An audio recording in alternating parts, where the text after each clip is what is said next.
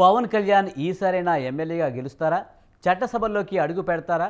Power star ఫ్యాన్స్తో Janasena నాయకుల్లోనే కాదు, సామాన్య ప్రజల్లోనూ దీనిపై ఎన్నో చర్చలు. గత ఎన్నికల్లో 2 చోట్ల ఓడిపోయిన పవర్ స్టార్ ఈసారి పిఠాపురం నుంచి పోటీ చేసిన నేపథ్యంలో ఫ్యాన్స్తో పాటు జనసేన నేతల్లో ఒక్కటే సంబరం. కానీ ఏదో మూల సందేహం. అలాంటివన్నీ పటాపంచలు చేస్తూ బంపర్ విక్టరీ కొట్టారు.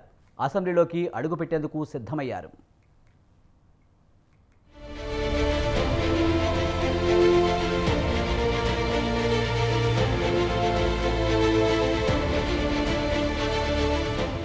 ఒక్కసారి గెలిపించండి, మీ కష్టాలు కన్నీళ్లు తుడుస్తా, మీకు అన్నగా బిడ్డగా అండగా నిలబడతా అంటూ పవన్ చేసిన విజ్ఞప్తిని పిఠాపురం ఓటర్లు మన్నించారు. దీంతో వైసీపీ అభ్యర్థిగా బరిలో దిగిన వంగగీతపై విజయం సాధించారు జనసేన అధినేత. పిఠాపురం నుంచి కూటమి అభ్యర్థిగా పోటీ చేసిన కొనిదెల పవన్ కళ్యాణ్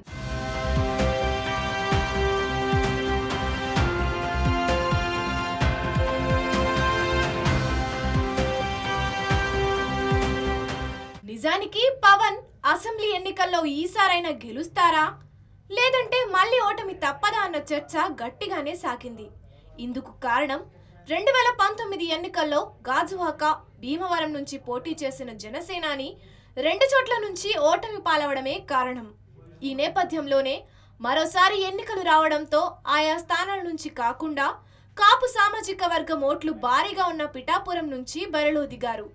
దీంతో అధికార పక్షం విమర్శలు గుప్పించినా అవేవీ పట్టించుకోలేదు పవన్ కళ్యాణ్.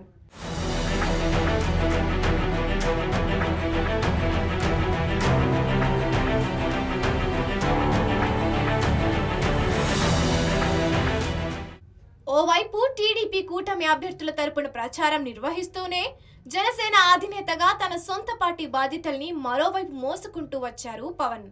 అదే సమయంలో తనను ఓడించేందుకు ప్రతిపక్ష వైసీపీ ఎన్నో ఎత్తులు, మరెన్నో వ్యూహాలు రచిస్తోందని పసిగట్టిన ఆయన తాను పోటీ చేస్తున్న నియోజకవర్గాన్ని సైతం గట్టిగానే చుట్టేశారు. పలుమార్లు పిఠాపురం నియోజకవర్గ వ్యాప్తంగా ప్రచారం నిర్వహించి తనను గెలిపించారంటూ ఓటర్లను అభ్యర్థించారు. దీంతో ఎన్నికల ఫలితాల్లో ఏం జరుగుతుందన్న ఉత్కంఠ నెలకొంది.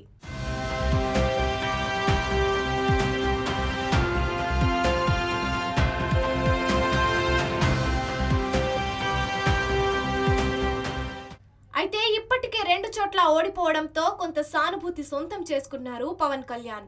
అదే సమయంలో తమ వాడైన పవన్ పోటీ చేస్తుండడం, అధికార పక్షం నుంచి దాడి మరింత పెరగడంతో కాపు సామాజిక వర్గం గంప గుత్తగా పవన్ కే జైకొట్టారు. దీనికి తోడు సీఎం జగన్ తన కామెంట్లలో పవన్ ను వ్యక్తిగతంగా టార్గెట్ చేయడం కూడా జనసేనానికి కలిసి వచ్చింది. అంతే, అసెంబ్లీ ఫలితాల్లో తిరుగులేని విజయం సాధించారు పవన్ కళ్యాణ్. తొలిసారిగా అసెంబ్లీలో అడుగు పెట్టబోతున్నారు.